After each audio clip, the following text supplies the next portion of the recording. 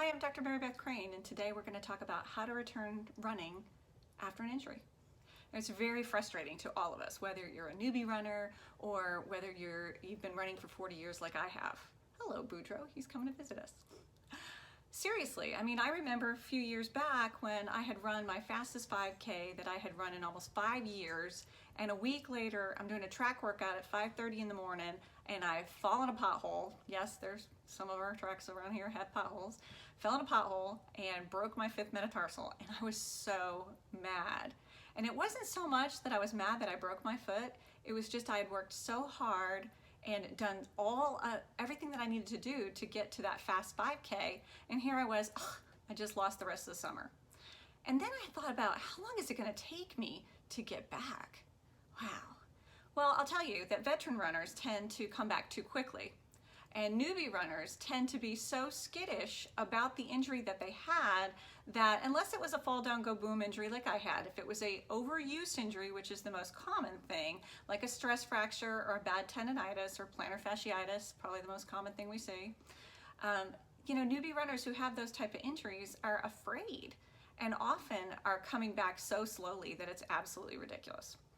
So my advice is this. Number one, set yourself up for success. Sit back, relax, look at your training manual and say, you know what, in my training log, is it obvious why I got hurt?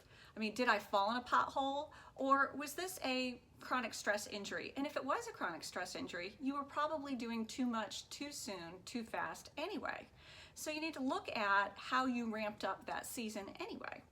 Then you need to set yourself up for success feet-wise and get a brand new pair of running shoes, a pair that are very well supported, very similar to what you had before, but just a new fresh pair, okay?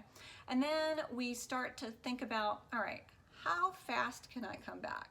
My recommendation is that the first day you go out after you have no symptoms whatsoever and you do a 5 to 7 minute walking warm-up, and then you run for a minute, just a minute, and walk for 5 minutes.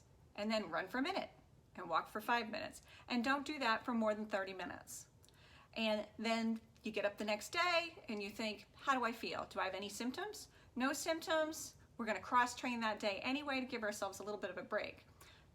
Third day, I get up and I go, okay, I'm going to run again. So I walk for 5 to 7 minutes. And then I do exactly the same thing. I run for a minute, walk for 5 minutes, run for a minute, walk for 5 minutes. This interval workout is very helpful to get your sea legs back under you. So this time we're going to do it for 35 minutes. And the next day we're going to cross train. And then the 6th day we're going to go out and say, okay, I'm going to, well actually I think that's the 5th day, right? Yeah.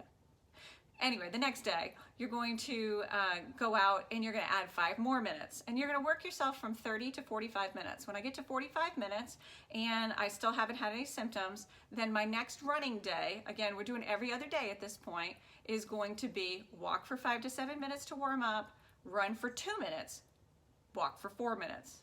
Run for 2 minutes, walk for 4 minutes, and do those intervals. And you do that from 30 minutes all the way up to 45 minutes. I'm sorry, you do that for 45 minutes and you're like, okay, I'm doing all right. So you do that for 3 days. And then the next week we go to walking for 5 to 7 minutes to warm up. And then I run for 3 minutes and I walk for 3 minutes. And then I run for 3 minutes and you get the idea. So it's a very slow plan to get you back to normal. And if you had supreme fitness and had been running marathon after marathon or Ironman after Ironman, you may want to ramp that up a little bit faster. But especially for newbie runners, that's a good way to get going. And especially for somebody who, even if you are a veteran runner, who got hurt from doing too much, too soon, too fast. So you want to work your way up until you are running for 6 minutes and walking for a minute. And actually, that's my favorite training right there, because I usually walk for 5 to 7 minutes, and then I run for 6, walk for 1, run for 6, walk for 1, and try to do that kind of interval. That is the Galloway method, so shout out to Jeff Galloway. But I think for runners over 50, that is the best way not to hurt yourself. And I've run an entire marathon in 3:40 doing 6 and 1s. So it's not like it really slows you down. It just kind of helps de-stress the body for those 1 minute or so. And that's when I drink my water or my Gatorade, and in Texas we need it because we need to stay hydrated. So thoughts like this are on my blog. If you go to fit50andfabulous.com, then you'll see an article under Running Musings that is how to return to running after an injury, and it gives even more information.